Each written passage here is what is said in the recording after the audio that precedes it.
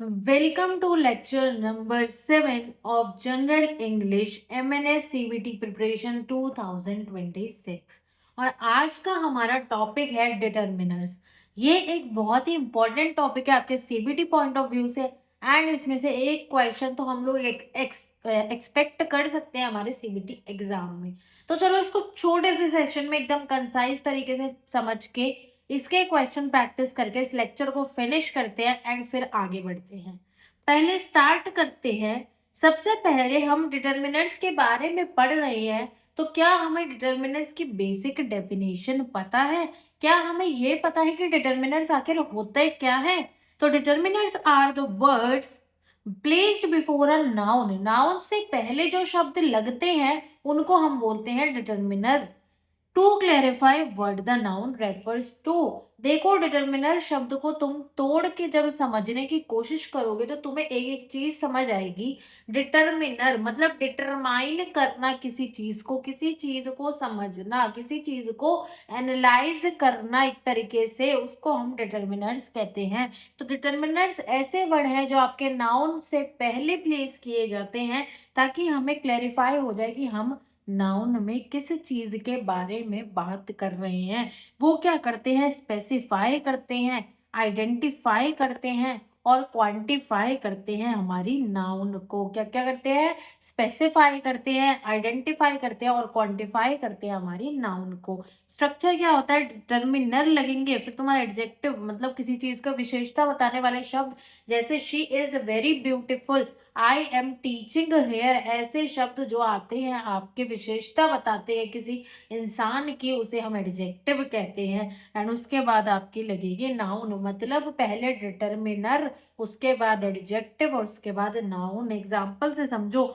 The brave soldier आपका एक sentence given है, तो मैंने बोला नाउन से पहले लगेगा, आपने बोला दीदी सोल्जर हो गया मेरा नाउन, किसी ग्रुप हो गया मतलब किसी का समूह हो गया, एक तरीके से नाम रेफरेंस में डाल दिया तो वो मेरा हो गया नाउन। तो द ब्रेव सोल्जर मैंने बोला इसको नाउन से पहले लगाओगे और एडजेक्टिव से पहले लगाओगे। आपने बोला दीदी ब्रेव तो हो गया एडजेक्टिव, उससे पहले डिटर्मिनर लगेगा, तो द जो हमारा हुआ वो हमारा हो गया डिटर्मिनर। आई होप तुम्हें समझ आ गया होगा। अब डिटर्मिनर्स की क्लासिफिकेशन पढ़ते हैं, कैसे डिटर्मिनर्स को हम क्लासिफाई करते हैं। सबसे पहले हमारे पास आते हैं आर्टिकल्स। इसके बारे में हमने बहुत अच्छे से हमारे first lecture of general English में समझा था। आर्टिकल्स में weather a noun is specific है या फिर एक जनरल नाउन की बात हो रही है, उसको कौन देखता है? एडजेक्टिव देखते हैं।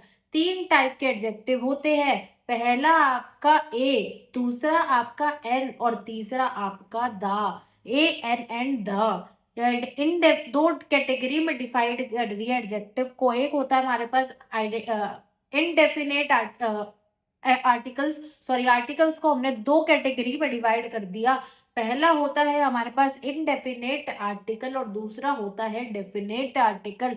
मैंने बोला शब्दों को नाम से पहचाना करो। इनडेफिनेट मतलब किसी डेफिनेट चीज की बात नहीं हो रही, किसी ऐसी चीज की बात नहीं हो रही जो कि हो ही हो, डेफिनेट हो। लेकिन डेफिनेट में क्या आएगा कि वो चीज है, मतलब एग्जिस्ट कर रही है पूरी तरह, डेफिनेट हो गई है। उन ये दो कैटेगरी में हम आपके आर्टिकल्स को डिवाइड करते हैं। तीन टाइप के आपके पास आर्टिकल्स आते हैं दीदी, कौन कौन से आर्टिकल्स? ए आता है, एन आता है और आपका द आता है। इनडेफिनेट आर्टिकल में आपके दो आते हैं, दोनों ए वाले मतलब ए और एन, और डेफिनेट में आपका सिंगल आता है द वाला। Indefinite use for non specific मतलब कोई चीज ज्यादा स्पेसिफिक नहीं है, हो या ना हो ज्यादा फर्क नहीं पड़ेगा उससे। सिंगुलर काउंटेबल नाउन मतलब कोई सिंगल चीज की मैं बात कर रही हूँ, काउंटेबल चीज है, काउंट कर पा रही हूँ, तो मैं उसके लिए ए और एन का यूज करूंगी जो मेरी इनडेफिनेट आर्टिकल्स के अंदर आते हैं।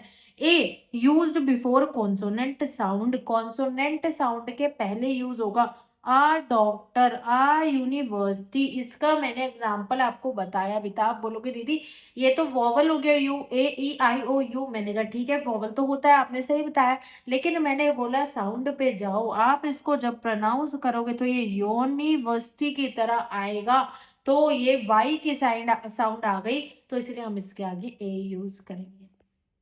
एन में क्या होता है, वोवल से पहले लगते हैं an apple, an honest man. अब आप बोलोगे दीदी ए ई आई ओ यू वोवल होते हैं, एच तो वोवल होता ही नहीं। मैंने कहा साउंड पहचाना करो, ऑनेस्ट बोला जाता है, एच का कोई साउंड नहीं होता, इसलिए ओ का साउंड आता है, इसलिए हम एन यूज करते हैं। डेफिनेट में आपका द यूज होता है, used for specific noun. Specific noun के लिए जब हम यूज करते हैं तो डेफिनेट आर्टिकल का यूज करते हैं। यूनिक थिंग्स के लिए, नाउन्स ऑलरेडी मेंशन्ड के लिए हम लोग डेफिनेट चीज़ों का यूज करते हैं। आई सो अ डॉग, हमें पता है कि डॉग वहाँ पे स्पेसिफिक है, हमें कुत्ते की ही बात कर रहे हैं, तो इसलिए हमने बोला आई सो अ डॉग। दोबारा जब रिपीट करा तो आया द डॉग, उस स्पेसिफिक डॉग की बात कर रही हूँ। अगर वहाँ पे 4 कुत्ते हैं, मैंने सिर्फ एक कुत्ते की उनमें से बात करी जो मुझे डिफरेंट सा लगा, तो मैं उसके लिए द यूज करूंगी। मतलब मैं एक डेफिनेट चीज की बात कर रही हूँ, मैं एक स्पेसिफिक चीज की बात कर रही हूँ। The dog was barking. Next हमारे पास आते हैं डेमोन्स्ट्रेटिव। पहला जो क्लासिफिकेशन था वो तो हमें बहुत अच्छे से समझ आ गया। पहले क्लासिफिकेशन में हमने आर्टिकल्स को देखा, जो कि हमारे डिटर्मिनर्स के फर्स्ट क्लासिफिकेशन में से एक था। डिटर्मिनर्स में हम ए एन और द का यूज करते हैं। ए और एन मेरे इनडेफिनेट में आते हैं, डेफिनेट में मेरे पास आता है मेरा द। ठीक है, इसके बाद मेरे पास आते हैं मेरे demonstrative determiners. They point two specific noun and indicate distance और नंबर। जब भी आपको डिस्टेंस या फिर नंबर देखने को मिले तो मैं एक डेमोन्स्ट्रेटिव डिटर्मिनर की बात कर रही होंगी। डेमोन्स्ट्रेट करना, किसी चीज को पहचानना, किसी चीज को इवेल्युएट करना। दिस, जैसे डिटर्मिनर डेमोन्स्ट्रेटिव में मेरे पास 4 होते हैं, दिस और दैट, दीज और दोज। 4 टाइप के मेरे पास डेमोन्स्ट्रेटिव आते हैं। मतलब दिस मेरा सिंगुलर और पास वाली चीज के लिए यूज होगा। जैसे मेरे पास पास में स्टेथोस्कोप रखा होगा तो मैं बोलूंगी दिस स्टेथोस्कोप। अब आप बोलोगे जो स्टेथोस्कोप है वो एक थिंग में आ रहा है, एक आपके पास नंबर में आ रहा है, एक थिंग में आ रहा है ना, आपके पास एकदम पास में रखा है, तो डिस्टेंस की बात हो रही है, इसलिए मैं बोलूंगी दिस स्टेथोस्कोप। अगर वो बहुत दूर रखा होता या फिर मैं किसी फार वाली चीज की बात कर रही तो मैं बोलती दैट स्टेथोस्कोप। जैसे इसमें एग्जांपल है सिंगुलर और फार, सिंगुलर है और फार है दैट बिल्डिंग। अब दीज में हम लोग प्लूरल की और पास की चीज के पे बारे में बात करें, जैसे दीज मेडिसिन। मेडिसिन एक नहीं होती, प्लूरल में होती है तो मेडिसिन। उसके बाद दोज, प्लूरल और फार, जैसे those soldiers. These are your example regarding आपके डेमोन्स्ट्रेटिव डिटर्मिनर्स के। नेक्स्ट आता है पोजेसिव डिटर्मिनर्स। पोजेसिव मतलब ओनरशिप या रिलेशन, ये चीज मेरी है, ये नोटबुक मेरी है, मैंने यहाँ पे इस पे अपना हक रखा है, ये पोजेसिवनेस है, रिलेशन है मेरा इस बुक से, ये बुक मेरी है। ऐसी चीजों में हम लोग बोलते हैं पोजेसिव डिटर्मिनर्स का यूज करते हैं। जैसे my, our, your, his, her, its, their, these are your possessive determiners. Example our nation, हमारा पूरा देश, हर ड्यूटी, उसकी ड्यूटी। ऐसी चीजों के लिए हम किसी रिलेशन को एस्टैब्लिश कर रहे हो, किसी से पोजेसिवनेस जाहिर कर रहे हो, तो हम उसके लिए हमारे पोजेसिव डिटर्मिनर्स का यूज करते हैं। नेक्स्ट आते हैं डिस्ट्रीब्यूटिव। नाम से समझो, किसी चीज को डिस्ट्रीब्यूट कर देना, नंबर्स ऑफ ग्रुप या इंडिविजुअलिटी के लिए यूज होता है, वो हमारा डिस्ट्रीब्यूटिव डिटर्मिनर यूज होता है। जैसे ईच, यूज्ड फॉर 2 और मोर, फोकसिंग ऑन द इंडिविजुअल। 2 या 3 चीजें मेरे पास रखी हो सपोज, एंड उसमें से मैं सिर्फ एक चीज पे फोकस करूँ, एक इंडिविजुअल पे फोकस करूँ, तो मैं बोलूंगी ईच। ठीक है, उसके बाद एवरी में हम ग्रुप के लिए यूज करते हैं, और ईदर नीदर हम एक 2 ऑप्शंस में से निकालने के लिए यूज करते हैं। जैसे each student received a book, इतने सारे स्टूडेंट थे लेकिन हर उसमें से हर एक बच्चे को बुक मिली। ठीक है, तो ये हो गए आपके 4 टाइप के आप लोगों ने डिटर्मिनर्स पढ़े। सबसे पहले हमारे articles, then demonstrative, then possessive and then distributive. फिर आते हैं हमारे पास क्वांटिफायर्स, डिटर्मिनेटर्स। ये क्या डिटरमाइनर्स, वो क्या बताते हैं। दे इंडिकेट द क्वांटिटी और अमाउंट ऑफ नाउन, वो क्वांटिटी या फिर अमाउंट ऑफ नाउन के बारे में बताते हैं। कौन से? हमारे quantifier determiners. This is the most important section for exam. Quantifier हो गए, जैसे हमारे पास मच आ गया, मैनी आ गया, some, any, few, a few, little, a little, ये सारे मेरे क्वांटिफायर होते हैं। ये क्या करते हैं? किसी क्वांटिटी या अमाउंट को बताते हैं। छोटी छोटी अमाउंट, छोटी छोटी क्वांटिटी को जो बताता है वो हमारे क्वांटिफायर डिटर्मिनर्स होते हैं। जैसे अनकाउंटेबल चीज़ों के साथ मैं मच का यूज़ करती हूँ। जैसे हाउ मच, किसी सेंटेंस में मैं यूज़ कर रही हूँ, how much water, how much water do you need, कितना पानी चाहिए आपको, how much milk do you need, तो ये अनकाउंटेबल है। मैं मिल्क में वाटर ऐसी चीज़ों को काउंट नहीं कर सकती। जैसे मेरा अनकाउंटेबल जो कि लार्ज अमाउंट में यूज़ करते हैं, उसको उसके साथ हम यूज़ करते हैं मच। मैनी में हम यूज़ करते हैं काउंटेबल चीज़ों के साथ, how many rumbles do you need, the rumble is a countable thing, large number। Some both चीजों के लिए पॉजिटिव सेंटेंस किसी से रिक्वेस्ट कर रहे होते हैं तब बोलेंगे सम का यूज। एनी बोथ चीजों के लिए, लेकिन नेगेटिव सेंटेंस इंटेरोगेटिव वे में यूज करते हैं हम लोग any. Any of these cloth you can take. Few countable almost none चीजों के लिए, a few countable some positive चीजों के लिए, लिटिल अनकाउंटेबल ऑलमोस्ट नन चीजों के लिए, एंड अनकाउंटेबल सम पॉजिटिव चीजों के लिए हम लोग आ लिटिल का यूज करते हैं। ये सारे हमारे क्वांटिफायर्स होते हैं एंड ये आपको एज इट इज याद करने हैं, पेपर में इससे क्वेश्चन आ सकता है। नेक्स्ट हमारे पास आते हैं इंटेरोगेटिव, हमारे डिटर्मिनर्स। इंटेरोगेट करना, किसी से क्वेश्चन पूछना। Whose possession, whose file is this, which choice, which department are you in, what information, what time is it. मतलब तीनों में तुम लोग एक चीज नोटिस करोगे कि हुज, विच और व्हाट तीनों के तीनों तुम्हारे क्वेश्चनेबल डिटर्मिनर्स हैं। मतलब तुम इनका यूज करके क्वेश्चन पूछते हो। जैसे मुझसे कमेंट सेक्शन में बच्चे पूछते हैं ना, जैसे कि which course are you pursuing in the future, मेरे से पूछते हैं कि आप आगे चल के कौन सा कोर्स परस्यू करने वाले हो। ऐसे करके क्वेश्चनेबल जो चीजें होती हैं उनमें हम यूज करते हैं व्हाट का, विच का और हुज का, जिसे हम इंटेरोगेटिव डिटर्मिनर कहते हैं। एडवांस रूल्स या फिर कंफ्यूजिंग पॉइंट्स क्या होते हैं? जैसे फ्यू और a few versus the few में क्या डिफरेंस है? फ्यू मतलब हम बहुत ही ऐसी चीजों के लिए यूज करते हैं जो नेग्लिजिबल हैं। Hardly any, example I have few friends so I am lonely, मेरे पास बहुत ही कम दोस्त हैं इसलिए मैं अकेला अकेला फील करता हूँ। आ फ्यू, आ स्मॉल नंबर के लिए पर इनफ होना चाहिए। जैसे I have a few friend to help मी, मेरे पास कुछ दोस्त हैं। आ फ्यू मतलब कि इतने हैं कि इतने ज्यादा नहीं है लेकिन इतने हैं कि मेरी हेल्प हो जाएगी। मेरे को क्या है, इनफ है मेरे लिए। A few friends to help me. The few, whatever small number is available, I have lost the few friend I have, जितने भी नंबर अवेलेबल हैं उनके लिए मैं द फ्यू का यूज करती हूँ। फ्यू क्या, ऐसी चीज के लिए जो है ही नहीं, मान लो नेग्लिजिबल। आ फ्यू मतलब है पर इनफ है थोड़ी बहुत। लेकिन द फ्यू पे जो यूज करती हूँ वो मैं किस लिए करती हूँ कि स्मॉल नंबर है पर अवेलेबल है। Some logic applies to little, a little and the little for uncountable nouns के लिए हम लोग इन तीनों का यूज करते हैं।